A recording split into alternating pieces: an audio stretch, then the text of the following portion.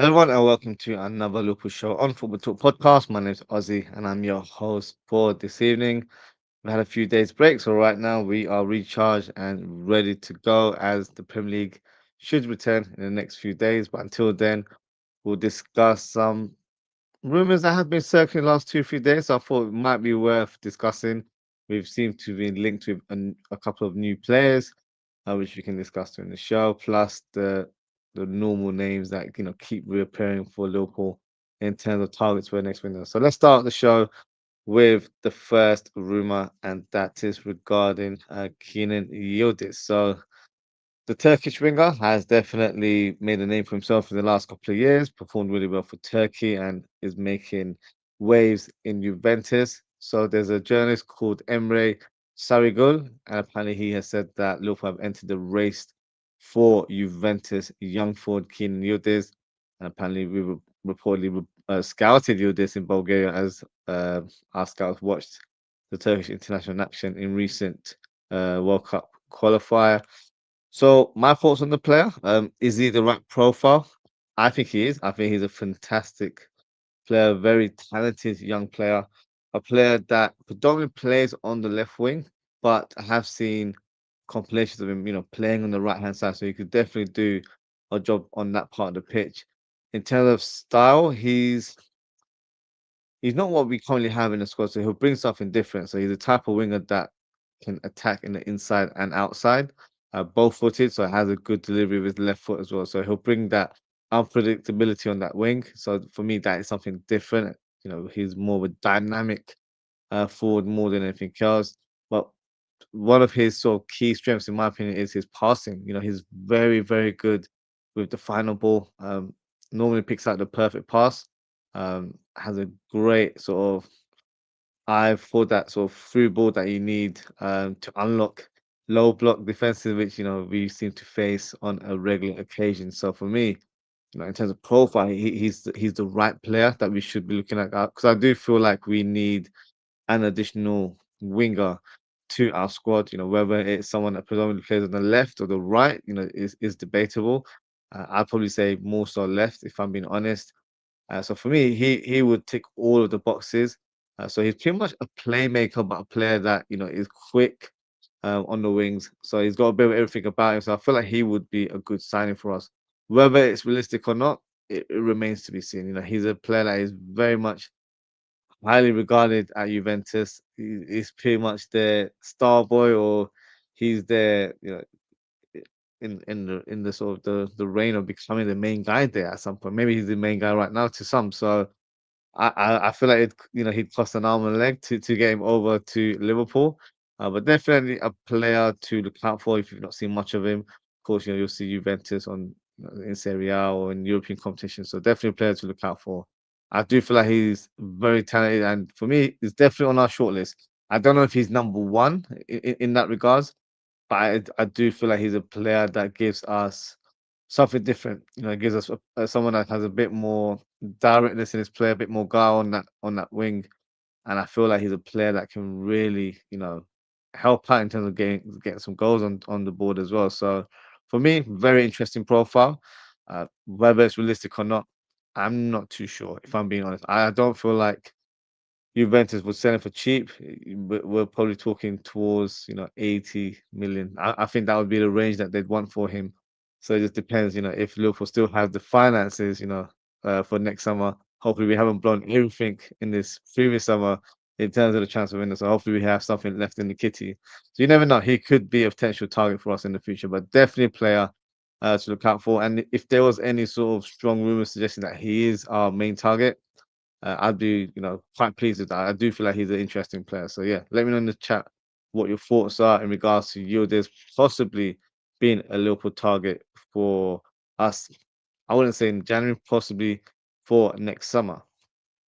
Another player that has been linked with Liverpool in recent days is Nico Schlotterbeck. Now, apparently, Liverpool have held initial talks over the potential signing of Nico Schlotterbeck from Borussia Dortmund. Apparently, the talks are at an early stage, but a respected agency is working on the potential transfer. So, my thoughts on the player: a very talented player, to be fair, a player that has always been highly regarded. I think he's always performed at a very high level. Unfortunately, picked up a big knee injury last season and has slowly embedded himself back to the Dortmund lineup. In terms of his positional sense, predominantly a centre back, can play left, but wouldn't quite classify as a player that comfortably plays on the left hand side. I feel like he's a player that could just do a makeshift job on that side of the pitch. I think he's played around 13 appearances in his whole career. You know, in terms of centre back, played about 300 appearances there. So it shows you the the sort of ratio. You know, he's not really played left back, even though it's I guess a possibility. You know, in terms of his skill set. So for me, he's a ball playing left back, left footed centre back.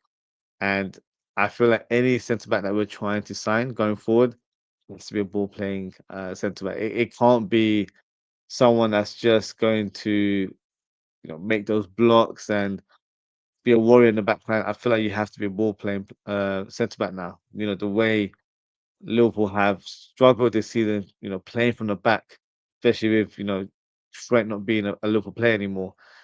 You know, we have to try and get that sort of playmaking ability from the back line, which sounds crazy because that's not really their sole responsibility. But we do need our players to be able to, thread the passes to the middle of the midfield, and take it from there. So for me, he would be a good option. I think he would be available for around 40, 50 million. That was what was quoted a couple of months ago. So, a very, very interesting profile.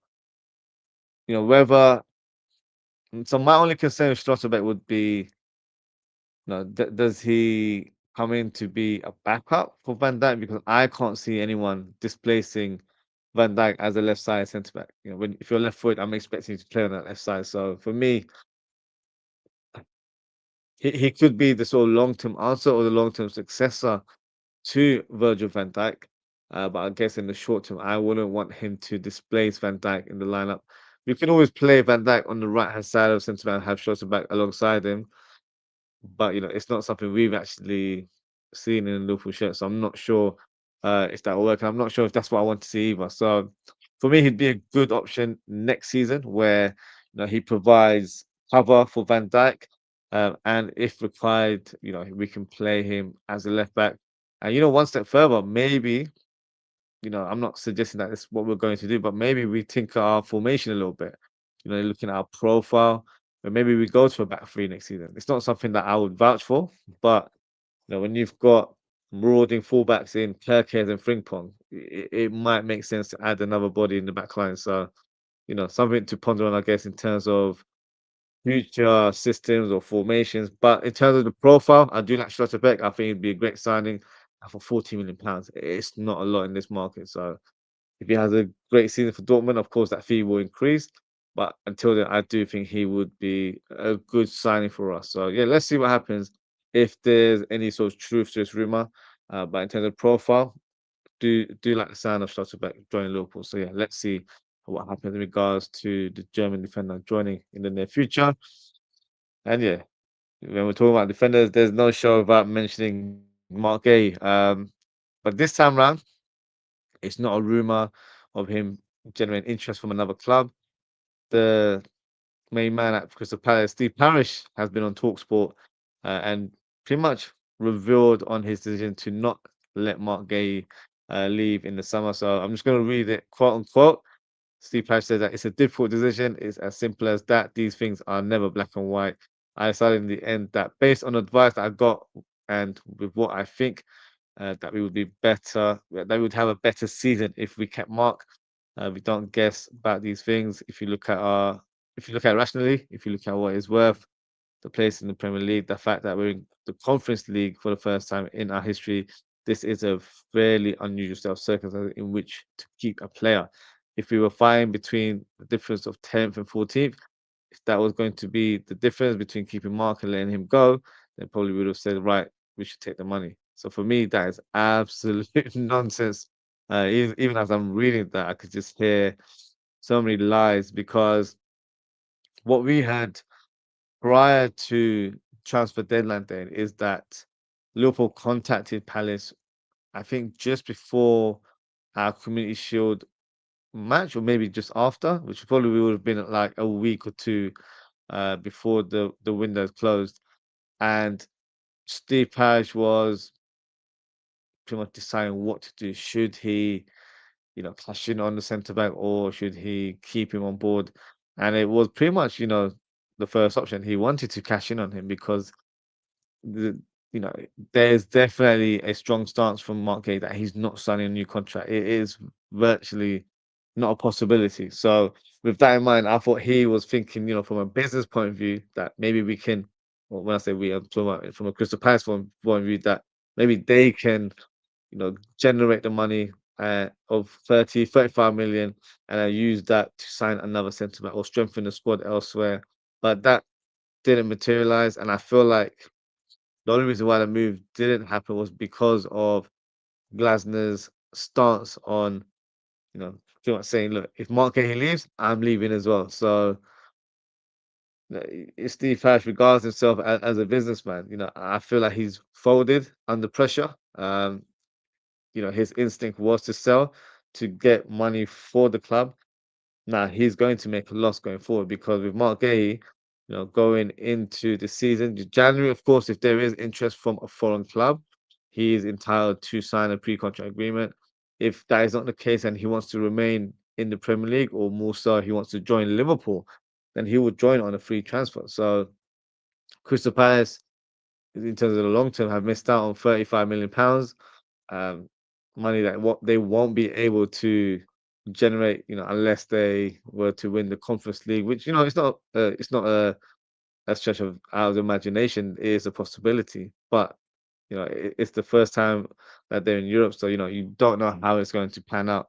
So I feel like from their side, they've pretty much fumbled the bag in that way, and they haven't you know done what was right, which was sell the player, because the player had his heart set on a move to joining Liverpool, and they've messed him around. And look, fair play to Mark Guehi. He's continued to be a professional. He's still the captain at the club. He's performing to a very good level, playing for the national team as well. So he's not going to, drop his standards just because something didn't materialize.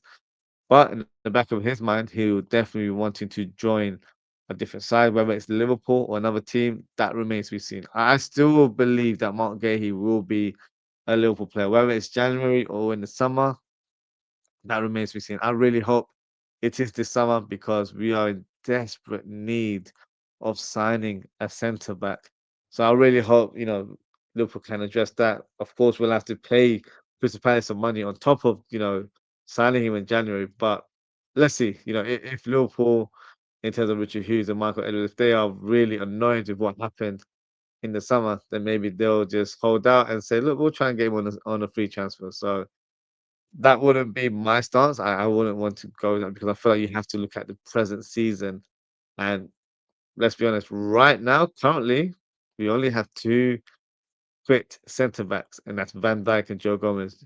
Mate, we'll speak about him in the show, obviously picked up an injury before the international break, so we're not sure into his status right now, but it's a concern going forward. So let's see, what happens with Mark Guehi. I still feel like Liverpool are in the sort of in the front runners to signing the Crystal Palace defender. Something I was thinking earlier on today actually was, if Mark Guehi joined Liverpool, was there a possibility that we would have tweaked our system a little bit, because Mark Guehi plays on the left side of a back three for Palace, and I felt like if that was implemented to our current formation, maybe our fortunes would have changed, because having Mark Guehi on the left, Virgil van Dijk in the middle, and then Konaté on that right hand side, that would have provided great balance to our back line. And then you've got the likes of Gravenberch and McAllister being your sort of two midfielders. And then you've got Kerkez and Frimpong playing with their instincts, i.e., attack, attack, attack on those flanks, and then you've got Verts and Salah playing as inside forwards, and then you've got Isak through the middle. I feel like that would have been, the perfect balance. Maybe that's something that could occur in the future. Um, Very early to say. Maybe I'm thinking about different formations just because we've lost back to back games, and you know us Liverpool fans, we're always a bit analytical in terms of what the team can do going forward. So maybe there will be a system change in the near future, but we'll see how that goes. But that was just something I thought about earlier on today because I thought maybe if he had joined, we would have had that as an option, or it might not have been the primary formation, but it would have been a setup that we could have done right now. So yeah, let's see what happens in regards to Marc Guehi. Um, I feel like I'm maybe a few in the minority. I still feel like we'll sign him in the January window. I know a lot of fans don't expect us to do any business. Um, I think we do. I think we'll get him for, if I was to make a bold prediction, I think we'll probably get him for like 15 million. That would be the benchmark in terms of the fee that I think we should offer to Crystal Palace. But let's see what happens. But yeah, this rumor is not going to die down unless we get some official news. So yeah, let's see what happens in the coming weeks and possibly even months. Now, moving on to the next rumor, and that is regarding Dayot Upamecano. Now, Fabrizio Romano revealed earlier today that Liverpool are one of the clubs attentive to the situation of Upamecano, with the Bayern Munich defender currently set to be available on a free transfer next summer. So, my thoughts on the player. I think when he broke into the Red Bull Leipzig team, looked very promising alongside Konaté, ironically. And I don't know, I did see flaws in his games where I feel like he was quite erratic, um, not the best on the ball. My opinion hasn't really changed. And I'm not saying, I watch him week in, week out. I don't think he's progressed that much since those sort of days.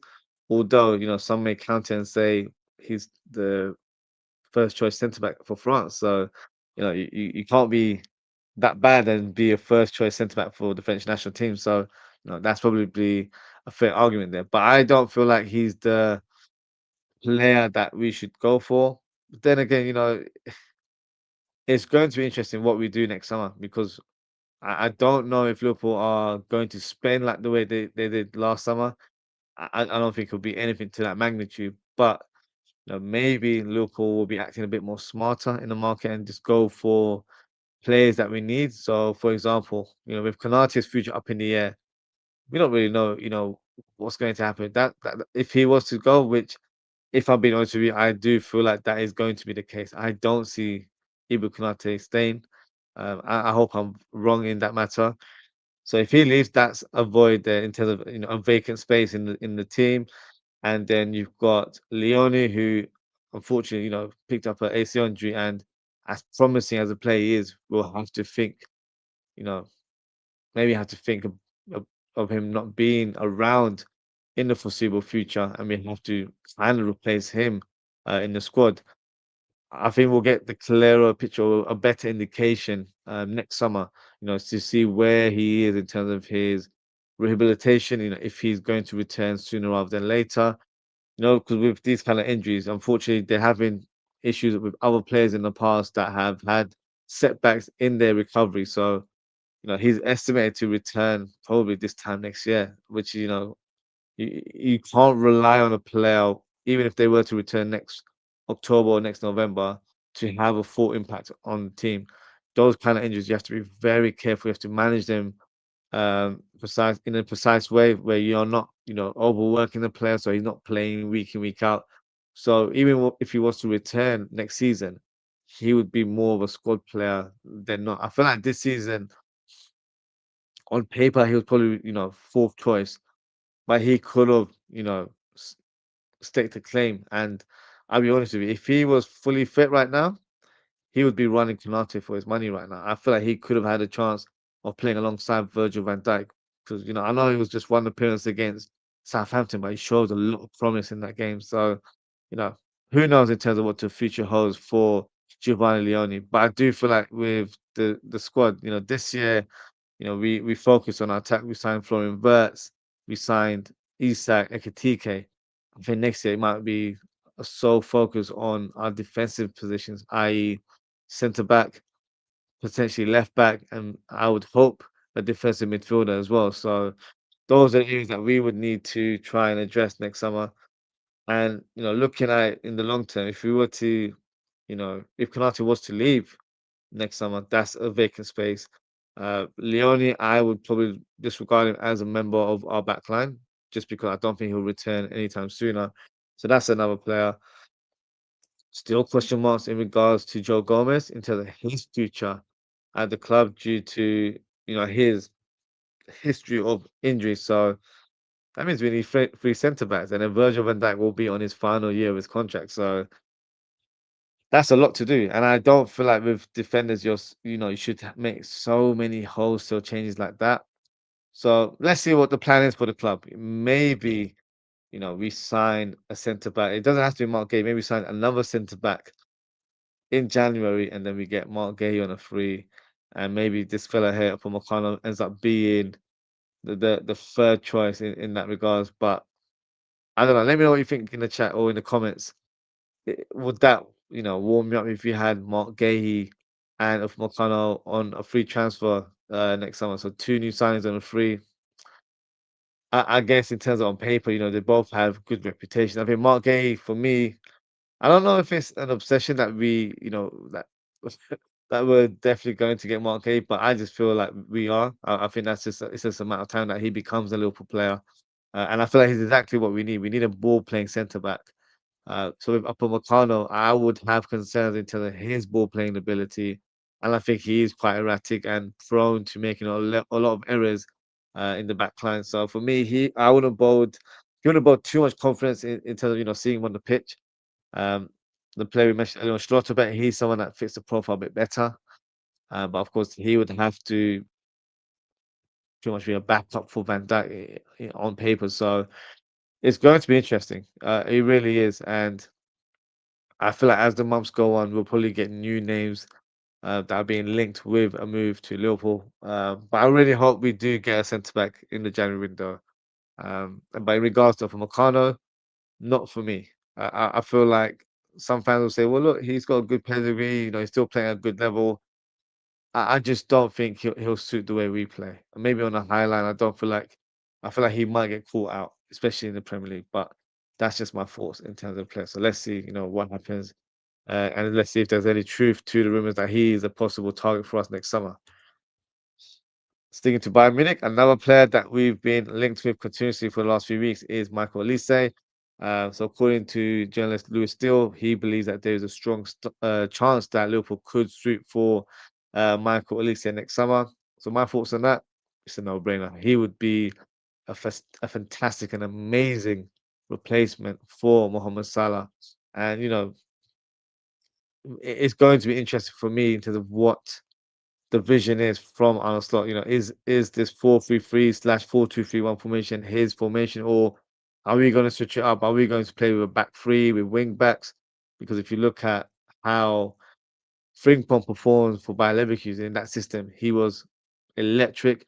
Florian Wirtz played his best football under Xabi Alonso, playing in that system as well, playing a bit more inside as an inside forward. So it's definitely food for thought in terms of our setup. But if we are sticking to our current philosophy or current shape, where we pretty much need a direct replacement for Mohamed Salah in the future, it has to be Michael Olise.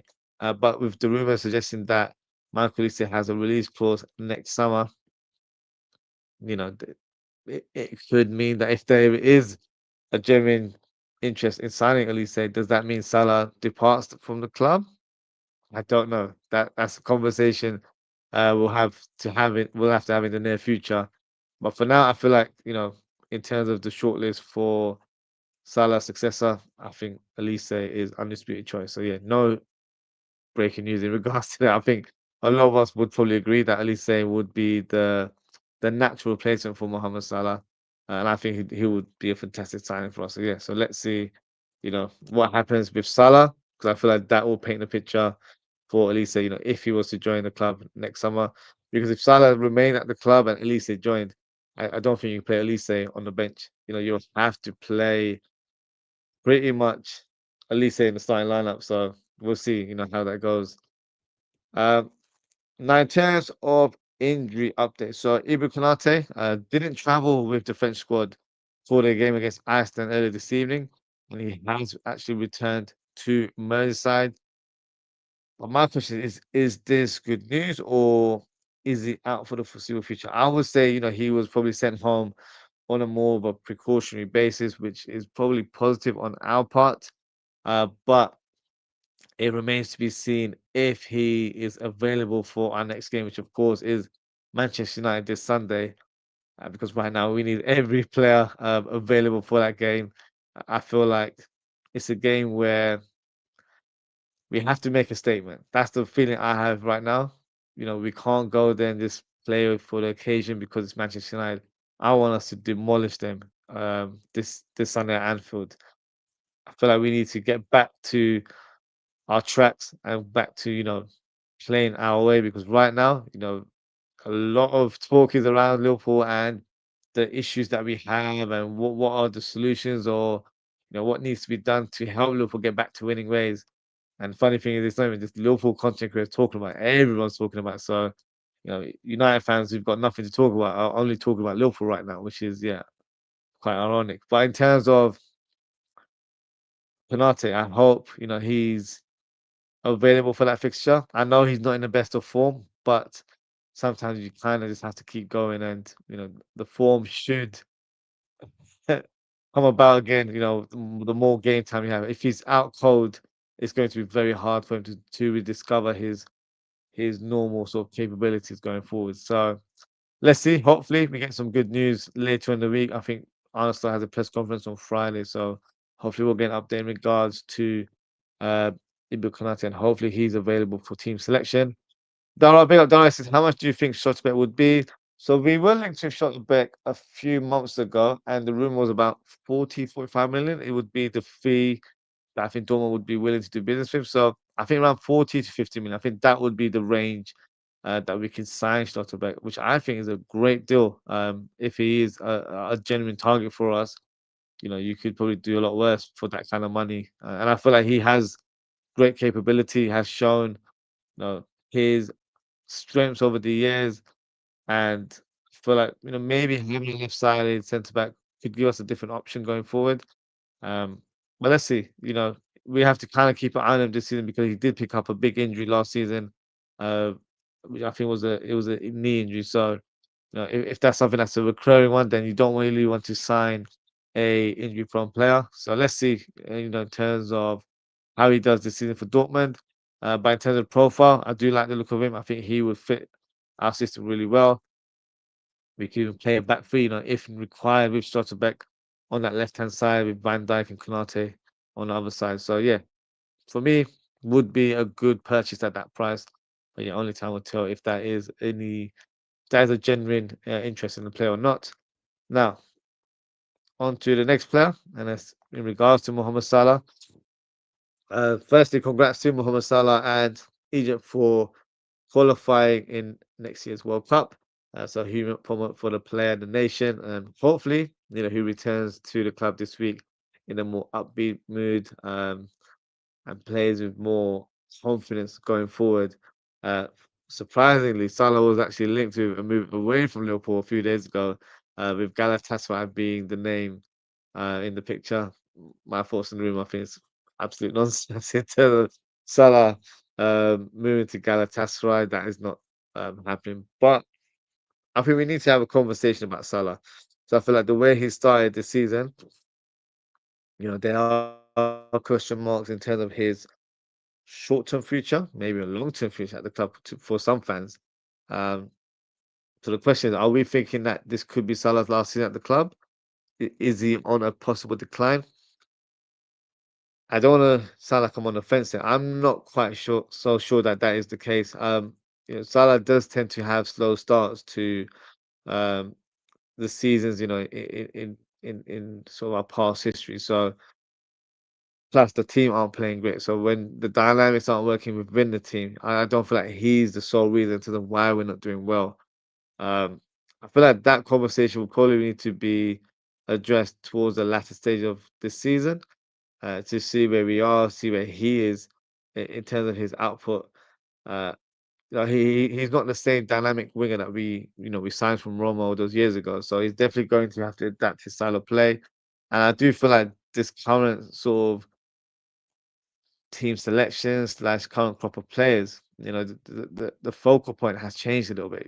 Generally it would have been Salah as the focal point from a wide forward position, who gets the goals and assists. Right now, we are going very traditional, and we're expecting our gunman, i.e., Isak and Ekitike, to get the goals up top. So there's been a shift in focus, and because of that, he's not had an impact like he normally has in the past. So I don't know. It's one of those things where I think for the short term, Slot needs to find a solution. Whether that's a change of formation or tactics. Me personally, I think it's more of a tactical tweak that needs to be done in the team rather than a complete different shape or system. I know something I vouched for a few months ago was the possibility of us playing a 4-4-2 diamond, playing Verts in the number 10 role. You have McAllister on the left, Szoboszlai on the right as your two number eights, and then Bamberg playing as the DM, and then you've got Isak, and I would probably say Salah alongside him up top, so playing a bit more central, or Isak and Katika, whoever's on better form, and then you have Kerkez and you have Frimpong playing, as marauding fullbacks and playing to their advantage. But the only thing would be you would have had Gravenberch in the team to be that number six. And I feel like that's the tweak that we need to do going forward, regardless of the formation. I feel like Gravenberch's had too much of a free role right now, and therefore we've been left exposed. Or should I say, McAllister has been left exposed more so than not because he's been left isolated and he's already in bad form, and because he's not playing very well, he's already sort of being exposed even further. So that's a concern for me going forward. But I don't know. This game coming up, I've got confidence that we'll get a result. But in terms of Mohamed Salah's future, I don't think that's you know not because it's an uncomfortable discussion because he's one of my favorite players, but I feel like you have to see how the season pans out. Just because we're going through a little blip doesn't mean that getting rid of him is the answer. I don't think that is. So let's see what happens. But hopefully, with Egypt qualifying for the World Cup, he comes back, rejuvenated, full of energy, and hopefully he can produce a wonderful performance against Manchester United this weekend. Double D, big up Double D. As always, he says, Mo will duff United. I hope so. I really hope so. That's what I'm hoping and envisioning as well.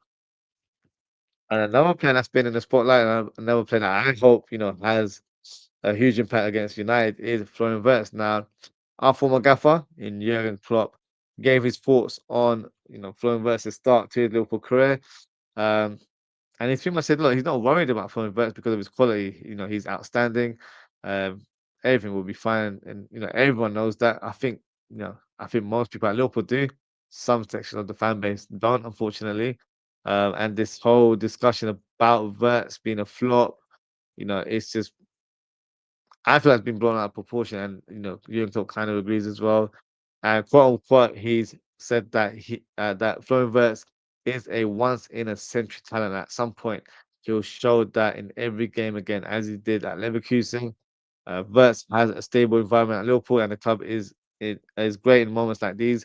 If anyone's worried, you don't have to. You can stop. So for me, that's clear words from Jurgen Klopp.